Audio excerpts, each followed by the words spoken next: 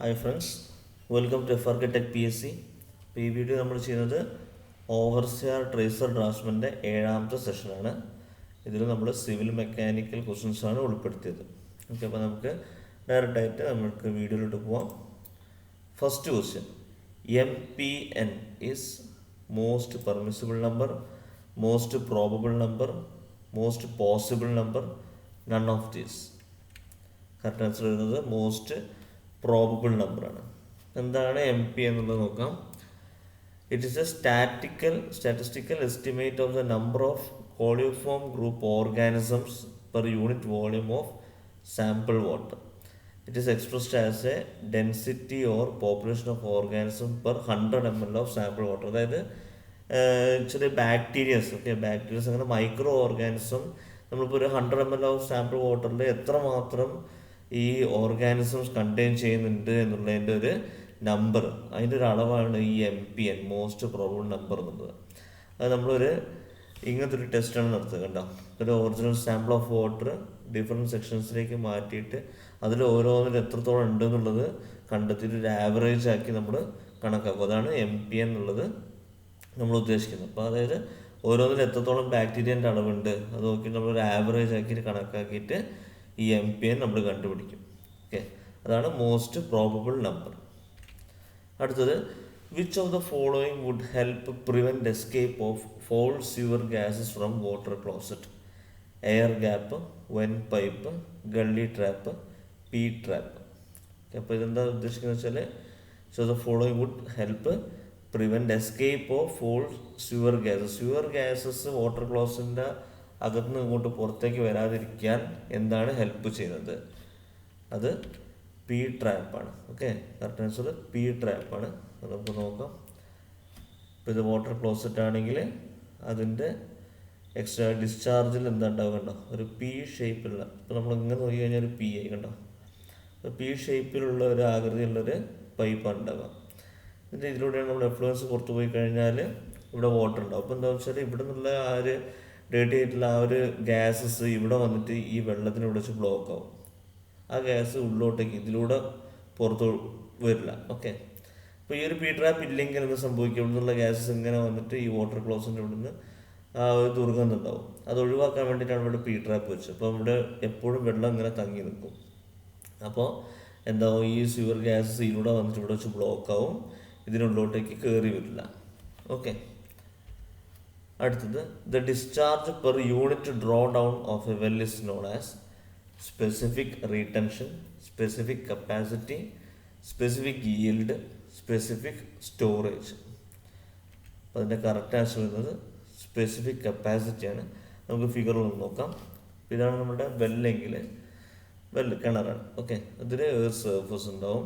ഇപ്പോൾ ഇവിടെയാണ് നമ്മുടെ വാട്ടർ ലെവൽ ഉണ്ടാവുക. ഇപ്പോൾ ഈ ഒരു ഡോട്ടഡ് ലൈനിൽ. ഓക്കെ, അപ്പോൾ ഇവിടെ മുതൽ നമ്മുടെ ഈ ഒരു പമ്പ് ചെയ്യുന്ന ഒരു സക്ഷൻ പൈപ്പ് വെക്കുന്ന ഈ ഒരു ഭാഗമാണിത്. കണ്ടോ, ഇതുവരെയുള്ള ആ ഒരു ദൂരമാണ് വെൽ ഡ്രോ ഡൗൺ. ഓക്കെ, അവിടുന്ന് വെള്ളം വലിച്ചെടുക്കുന്നതിൻ്റെ കപ്പാസിറ്റി, അതാണ് അവർ ഉദ്ദേശിക്കുന്നത്. ഓക്കെ, ആ വെള്ളം വലിച്ചെടുത്തിട്ട് വിടുന്ന ഒരു കപ്പാസിറ്റി. അപ്പോൾ ഇവിടെ നമുക്ക് പമ്പിങ് നടക്കുന്ന സമയത്ത് ഇവിടെ കൂടെ വെള്ളം പോയിട്ട് ഇവിടെ നമുക്ക് ഡിസ്ചാർജ് ഉണ്ടോ അല്ലേ? ആ ഡിസ്ചാർജ് ബൈ ഈ വെൽ ഡ്രോ ഡൗൺ, അതാണ് discharge per unit draw down എന്ന് പറയുന്നത്. അതിനാണ് നമ്മൾ എന്ത് പറയുന്നത്? Specific capacity. Therefore specific capacity is equal to Q/SW. Okay, അത് നോട്ട് ചെയ്ത് കേട്ടോ, Q/SW. അടുത്തത്, ഹ്യൂമിഡിറ്റി ഈസ് മെഷേർഡ് ബൈ, എപ്പോഴും നമുക്കൊരു കൺഫ്യൂഷൻ വരുന്ന ഭാഗം കേട്ടോ. Humidity is measured by hydrometer, hygrometer, hyetometer, anemometer. ഈ ഹൈഗ്രോ ഇതൊക്കെ നമുക്ക് എപ്പോഴും കൺഫ്യൂഷൻ വരുന്നതാണ്. അതിൻ്റെ കറക്റ്റ് ആൻസർ വരുന്നത് ഹൈഗ്രോമീറ്ററാണ്. അതായത് ഹൈഗ്രോ എന്ന് പറയുമ്പോൾ, ഹൈഗ്രോ എന്ന് പറഞ്ഞാൽ ഒരു മോയ്സ്ചറാണ് കേട്ടോ.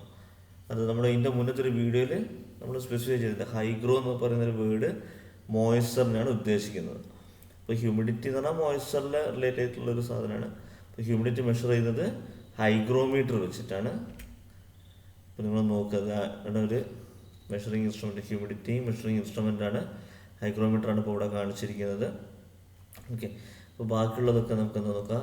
ഹൈഡ്രോമീറ്റർ നോട്ട് ചെയ്ത് കേട്ടോ. ഹൈഡ്രോമീറ്റർ എന്ന് പറഞ്ഞാൽ സ്പെസിഫിക് ഗ്രാവിറ്റിയാണ് എനിമോമീറ്റർ ഇത് ചോദിച്ചിട്ട് എനിമോമീറ്റർ കുറച്ച് ഫ്രീക്വൻ്റ് ആയിട്ട് ചോദിക്കുന്ന ഒരു സാധനമാണ്. എനിമോമീറ്റർ എന്ന് പറഞ്ഞാൽ വിൻഡ് സ്പീഡൊക്കെ അളക്കാൻ വേണ്ടി യൂസ് ചെയ്യുന്നതാണ്. അതേപോലെ ഹൈറ്റോമീറ്റർ എന്ന് പറഞ്ഞാൽ റെയിൻഫോളിൻ്റെ അളവ്. ഓക്കെ, റെയിൻഫോളിൻ്റെ അളവ് രേഖപ്പെടുത്തുന്ന ഇൻസ്ട്രുമെൻ്റാണ് hyetometer. Next question, which one of the following does not contribute water logging? Inadequate drainage, seepage from unlined canals, frequent flooding, excessive tapping of groundwater. അതിൻ്റെ ആൻസർ വരുന്നത് excessive tapping of ground water ആണ്. അതായത് water ലോഗിങ്ങിലേക്ക് ഈ താഴെ പറഞ്ഞാൽ ഏതാണ് contribute ചെയ്യാത്തതാണ് ചോദ്യം. Okay, water logging എന്ന് പറഞ്ഞാൽ വെള്ളം കെട്ടി നിൽക്കുന്ന അവസ്ഥയാണ്. വെള്ളം കെട്ടി നിൽക്കുന്ന അവസ്ഥയിലേക്ക് ഇന്നാഡിക്വേറ്റ് ഡ്രെയിനേജ് ആണെങ്കിൽ വെള്ളം കെട്ടി നിൽക്കും അല്ലേ. അതേമാതിരി ഫ്ലഡിങ് ഒക്കെ വെള്ളം കെട്ടി നിൽക്കുന്ന കാര്യമാണ്. Excessive tapping of ground water എന്ന് പറഞ്ഞാൽ ഗ്രൗണ്ടിലുള്ള വാട്ടർ എന്തായി പോവും, താഴേക്ക് പോവുകയാണ്, ടാപ്പ് ചെയ്ത് പോവുകയാണ്. അതിനാണ് എക്സസീവ് ടാപ്പിംഗ്. അപ്പോൾ അതുകൊണ്ട് എന്തായാലും വാട്ടർ ലോഗിങ് സംഭവിക്കില്ല, അവിടെ നിന്ന് വെള്ളം നഷ്ടപ്പെടുകയാണ് ചെയ്യുന്നത്. Okay, excessive tapping of ground water എന്ന് പറഞ്ഞാൽ ഉള്ള വെള്ളം നഷ്ടപ്പെടുക എന്നുള്ളതാണ് അതിൻ്റെ മീനിങ്. വാട്ടർ ലോഗിങ് എന്ന് പറഞ്ഞാൽ വെള്ളം കെട്ടി നിൽക്കുക എന്നാണ് ഉദ്ദേശിക്കുന്നത്. ഓക്കെ, അപ്പോൾ ഇതാണ് water logging. Okay, water logging ഒന്ന് ജസ്റ്റ് നോക്കി നോക്കട്ടെ. അതിൻ്റെ statement occurs when there is too much water in a plants root zone which decreases the oxygen available to roots. അതായത് പ്ലാന്റ്സിൻ്റെ റൂട്ട് സോണിൽ വെള്ളം തങ്ങി നിൽക്കുക, അപ്പോൾ വെള്ളം എടുക്കാതിരിക്കുന്ന അവസ്ഥ. അപ്പോൾ എന്താവും, അവിടെയുള്ള വെള്ളം മുഴുവൻ അവിടെ അങ്ങനെ കെട്ടി നിൽക്കും. അതാണ് വാട്ടർ ലോഗിങ്.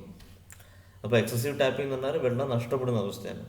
ഓക്കെ, അടുത്ത question, if the power is to be transmitted between two intersecting shafts then bevel gears are used, spur gears are used, helical gears are used, any one of the above mentioned gear can be used. ഇതിപ്പോൾ mechanical section കേട്ടോ. ഇവിടെ എന്താ ചോദിച്ചത്, രണ്ട് intersecting ഷാഫ്റ്റുകൾ തമ്മിൽ power transmit ചെയ്യണമെങ്കിൽ ഏതാണ് use ചെയ്യുന്നതാണ്. അതിൽ ബിവൽ ഗിയേഴ്സ് ആണ് യൂസ് ചെയ്യുക. തൊട്ട മുന്നത്തെ വീഡിയോയിൽ അതിനെപ്പറ്റി സംസാരിച്ചത് നമ്മൾ ഡിസ്കസ് ചെയ്തതാണ്. അത് തന്നെയാണ് ഇപ്പോൾ ഇവിടെ വന്നത്. ഈ ഇൻ്റർസെക്റ്റിംഗ് ഷാഫ്റ്റ്സ് എന്ന് പറഞ്ഞാൽ എന്താണ് കണ്ടോ, ഒരു ഷാഫ്റ്റ് ഇങ്ങനെ പോകുന്നു, മറ്റൊരു ഷാഫ്റ്റ് ഇങ്ങനെ പോകുന്നു. ഓക്കെ, ഇപ്പോൾ 90 ഡിഗ്രിയിൽ അത് അവർ മീറ്റ് ചെയ്യും, അവർ ആക്സിസുകൾ മീറ്റ് ചെയ്യും, അവർ ആക്സിസുകൾ ഇൻ്റർസെക്റ്റ് ചെയ്യും. ഓക്കെ, അങ്ങനെ ഇൻ്റർസെക്റ്റ് ചെയ്യുന്ന രണ്ട് ഷാഫ്റ്റുകൾ തമ്മിൽ പവർ ട്രാൻസ്മിറ്റ് ചെയ്യുന്നത് ബിവൽ ഗിയർ ആണ്. ഓക്കെ, ഇതാണ് ബിവൽ ഗിയറിൻ്റെ ഷേപ്പ്. അടുത്ത question, in a gear the distance between two identical points on two adjacent gear teeth, addendum, dedendum, clearance, pitch. രണ്ട് ഗിയർ ടീത്തുള്ള ഒരേ പോയിന്റുകൾ തമ്മിലുള്ള ദൂരം അതെന്താണെന്നാണ് ചോദിച്ചത്, പിച്ചാണ് ഉത്തരം. ഓക്കെ, അപ്പോൾ നമുക്ക് ഗിയർ ടീത്തിൻ്റെ നോമൻക്ലേച്ചർ ജസ്റ്റ് നോക്കിയാൽ നമുക്ക് അതിൽ ഒരുപാട് ക്വസ്റ്റ്യൻസിൻ്റെ ആൻസേഴ്സ് കിട്ടും. നിങ്ങളിതൊന്ന് നോട്ട് ബുക്കിലേക്ക് ഒന്ന് വരച്ചെടുക്കുക കേട്ടോ. ഇത് രണ്ട് ഗിയേഴ്സാണ്. ഇപ്പോൾ അവിടെ ചോദിച്ച കാര്യം ഞാൻ പറഞ്ഞുതരാം. ഇപ്പോൾ ഈ ഒരു ഗിയർ, ലെഫ്റ്റ് സൈഡിലുള്ള ഗിയറിൻ്റെ ഈ ഒരു ഭാഗം, നടുവിലുള്ള ഈ ഒരു ഭാഗം, ഇപ്പോൾ കർസർ നിൽക്കുന്ന ഭാഗം മുതൽ തൊട്ടടുത്തുള്ള ഗിയറിൻ്റെ അതേ ഭാഗം കണ്ടോ. അപ്പോൾ ഈ ഒരു ലെഫ്റ്റ് ടീത്തിലുള്ള ഗിയറിൻ്റെ ടീത്തിൻ്റെ അതേ ഭാഗം, ഒരു ഭാഗം മുതൽ റൈറ്റ് സൈഡിലുള്ള തൊട്ടടുത്തുള്ള റൈറ്റ് സൈഡിലുള്ള ടീത്തിൻ്റെ അതേ ഭാഗമുള്ള ദൂരമാണ് സർക്കുലാർ പിച്ച്. അതിന് സർക്കുലാർ പിച്ച് എന്നാണ് പറയാം. അപ്പോൾ നമുക്ക് ഓപ്ഷനിൽ ജസ്റ്റ് പിച്ച് എന്നേ പറഞ്ഞിട്ടുള്ളൂ. അപ്പോൾ നമുക്കതാണ് ഉത്തരം. ഓക്കെ, അപ്പോൾ അതിനാണ് നമ്മൾ എന്ത് പറയുന്നത്, പിച്ച് എന്ന് പറയുന്നത്. ഓക്കെ, പിച്ച് എന്ന് പറയുന്നത്. ഇനി അഡൻഡം, ഡിഡൻഡം എന്ന് പറഞ്ഞാൽ ഈ നടുവ് കൂടെ പോകുന്ന ഈ ഒരു ഇമാജിനറി ആയിട്ടുള്ള ലൈന്, അതാണ് പിച്ച് സർക്കിൾ ഡയമീറ്റർ എന്ന് പറയുന്നത് കേട്ടോ. അതാണ് പിച്ച് സർക്കിൾ എന്ന് പറയുന്നത്.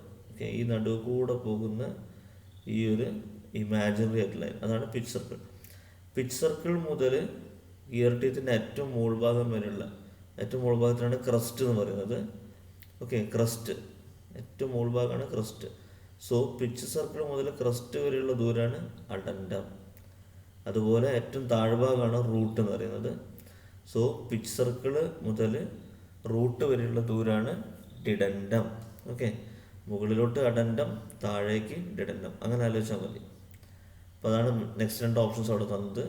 പിന്നെ ക്ലിയറൻസ് എന്ന് പറഞ്ഞാൽ ഇതേ ഗിയർ പോലത്തെ ഒരു ഗിയർ ഇവിടെ ഒരു മെയ്റ്റ് ചെയ്യാൻ വേണ്ടി വരും അല്ലേ. ഇതിനെ ഒരു മെയ്റ്റ് ചെയ്തിട്ടാണ് ഗിയേഴ്സ് ഇങ്ങനെ ട്രാവൽ ചെയ്യുക. രണ്ട് ഗിയർ തമ്മിൽ മെയ്റ്റ് ചെയ്യും. അപ്പോൾ മുകളിൽ നിന്നുള്ള ഗിയർ മെയ്റ്റ് ചെയ്യുമ്പോൾ അതിൻ്റെ ടീത്തിൻ്റെ ക്രസ്റ്റ്, ആ ഗിയർ ടീത്തിൻ്റെ ക്രസ്റ്റ് ഇവിടെ വന്നിട്ടേക്ക് നിൽക്കുക. അപ്പോൾ അത് തമ്മിലുള്ള ദൂരം, അതാണ് ക്ലിയറൻസ്. മനസ്സിലായില്ലേ? അതായത് തൊട്ട മുകളിലായിരിക്കും മെയ്റ്റിംഗ് ഗിയർ വരിക. ആ മെയ്റ്റിംഗ് ഗിയറിൻ്റെ ക്രസ്റ്റ് ഇങ്ങനെ വന്നിട്ട് ഇവിടെ വരെ നിൽക്കുള്ളൂ, ഫുള്ള് ടച്ച് ചെയ്യൂല. അപ്പോൾ എന്തുണ്ടാവും, അതിൻ്റെ ഇടയിലൊരു ചെറിയൊരു ഗ്യാപ്പ് ഉണ്ടാവും. ഇതിനാണ് ക്ലിയറൻസ് എന്ന് പറയുന്നത്. ഓക്കെ, അടുത്ത ദിവസം height of tooth above the pitch circle is known as. കണ്ടോ, തൊട്ട മുന്നേ പറഞ്ഞ അതേ സാധനമാണ്. പിച്ച് സർക്കിളിൻ്റെ മുകളിലേക്ക് വരുന്ന ടൂത്തിൻ്റെ ഹൈറ്റ് എന്തായിരിക്കും? അഡൻഡ. ഓക്കെ, അപ്പോൾ നമ്മൾ തൊട്ട മുന്നത്തെ ക്വസ്റ്റ്യൻ നമ്മൾ പറഞ്ഞു. അടുത്തത് internal keyways in gears can be cut by shaper, slotter, planer, lathe. ഇത് നമ്മളുടെ മെഷീൻ ടൂൾസിൽ വരുന്നൊരു ഭാഗം കേട്ടോ. അതിൽ ഇന്റേണൽ കീവേസ്, ഗിയറിലൊക്കെ ഇന്റേണൽ കീവേസ് കട്ട് ചെയ്യുന്നത് ഏത് മെഷീൻ എന്നാണ്? അതിൻ്റെ ഉത്തരം സ്ലോട്ടറാണ്. ഓക്കെ, അപ്പോൾ എന്താണ് ഇന്റേണൽ കീവേസ് നോക്കാം. ഇപ്പോൾ കണ്ടോ, ഇതാണ് ഒരു ഗിയർ എങ്കിൽ ഈ ഗിയറിൻ്റെ കണ്ടിനുള്ളിൽ ഇതാണ് സ്ലോട്ട് കേട്ടോ. ഇതാണ് കീവേ എന്ന് പറയുന്നത്. കീ ഒക്കെ ഇൻസേർട്ട് ചെയ്യുന്ന ഒരു ഹോൾ, ഒരു റിസസ് എന്ന് പറയും നമ്മൾ. അപ്പോൾ അത് നമ്മൾ കട്ട് ചെയ്തെടുക്കുന്നത് ഏത് മെഷീൻ എന്നാണ്? സ്ലോട്ടർ മെഷീൻ എന്നാണ് കട്ട് ചെയ്തെടുക്കുക. ഓക്കെ, സ്ലോട്ടർ മെഷീൻ നമുക്ക് നോക്കാം. ഇതാണ് സ്ലോട്ടർ മെഷീൻ. അപ്പം സ്ലോട്ടറും ഷേപ്പറും ഐഡൻറ്റിക്കൽ ആയിട്ടുള്ള സാധനമാണ്. ഷേപ്പർ ഹൊറിസോണ്ടലായിട്ടാണ് റാം മൂവ് ചെയ്യുക, സ്ലോട്ടർ വെർട്ടിക്കലായിട്ടാണ് റാം മൂവ് ചെയ്യുക. ഓക്കെ, ഷേപ്പർ ഹൊറിസോണ്ടലി മൂവ് ചെയ്യും. മുന്നത്തെ വീഡിയോസിൽ ഡിസ്ക്രൈബ് ചെയ്തിട്ടുണ്ടാകും, നോക്കി നോക്കട്ടെ. ആ വീഡിയോസിൽ ഷേപ്പറിൻ്റെ ഫിഗർ വെച്ചിട്ട് ഞാൻ എക്സ്പ്ലെയിൻ ചെയ്തിട്ടുണ്ട്, ഏതാണ് റാം എന്നൊക്കെ പറഞ്ഞിട്ടുണ്ട്. അപ്പോൾ അതിൽ ആ റാം ഹൊറിസോണ്ടൽ മൂവ്മെൻ്റ് ആയിരിക്കും, പക്ഷേ സ്ലോട്ടറിലുള്ള റാം വേർട്ടിക്കൽ മൂവ്മെൻ്റ് ആയിരിക്കും. ഓക്കെ, അപ്പോൾ ഈ വെർട്ടിക്കൽ മൂവ്മെൻ്റുള്ള റാമിൻ്റെ അറ്റത്ത് നമ്മളൊരു ടൂള് കൊടുത്തു കഴിഞ്ഞാൽ നമുക്ക് ഈ ഗിയറിൽ ഇങ്ങനത്തെ കീവേ നമുക്ക് കട്ട് ചെയ്തെടുക്കാൻ കഴിയും. ഓക്കെ, ആ ഗിയർ നമ്മൾ വെക്കുന്ന ഈ ടേബിളിൻ്റെ മുകളിലാണ് ഗിയർ വെക്കുക. എന്നിട്ടാണ് സ്ലോട്ടിംഗ് മെഷീൻ ഓപ്പറേറ്റ് ചെയ്യുക. ഓക്കെ, അതാണ് നമുക്ക് സ്ലോട്ടർ മെഷീനെ കൊണ്ടുള്ള ഒരു ഉപകാരം കേട്ടോ. ഇൻറ്റേർണൽ കീവേസ് വളരെ ഇമ്പോർട്ടൻ്റ് ആയിട്ടുള്ള ഒരു ഭാഗം കേട്ടോ. ഇൻറ്റേർണൽ കീവേസ് എന്ന് പറഞ്ഞാൽ അത് സ്ലോട്ടറിൽ മാത്രമേ പറ്റുള്ളൂ. അടുത്തത് A double helical gear is also known as. അതൊന്ന് നോട്ട് ചെയ്ത് വെക്കുന്ന ക്വസ്റ്റൻ കേട്ടോ. അത് പല പ്രാവശ്യം ടെക്നിക്കൽ PSC ഒക്കെ ചോദിക്കുന്നൊരു ക്വസ്റ്റൻ കേട്ടോ. ഈ ഡബിൾ ഹെലിക്കൽ ഗിയർ എന്ന് പറഞ്ഞാൽ എന്താണ്? ഡബിൾ ഹെലിക്കൽ ഗിയറിൻ്റെ വേറൊരു പേര്. ഓക്കെ, അതിൻ്റെ options bevel gear, spiral gear, herringbone gear, worm gear.